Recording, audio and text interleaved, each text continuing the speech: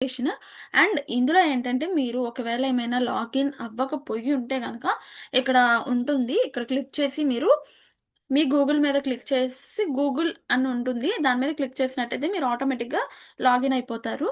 And ఇక్కడొచ్చేసి మీరు scene అనేది create like content అనేది ఇవ్వాలి. ఎలాంటి ఇమేజ్ కావాలనేది. సో, మన యూట్యూబ్ రేషియో వచ్చేసి 16:9 ఎప్పుడు ఇందులోనే ఉండాలి. మనం ఏదైనా జనరేట్ చేస్తున్నప్పుడు లైక్ వీడియోకి రిలేటెడ్ ఏదైనా పిక్చర్ జనరేట్ చేస్తున్నప్పుడు మనం ఈ 16:9 ఇషియోలో పెట్టుకొనే మనం జనరేట్ అయితే చేయాలి. నెక్స్ట్ మనం వచ్చేసి సో, ఇదొచ్చేసి మన స్టోరీ.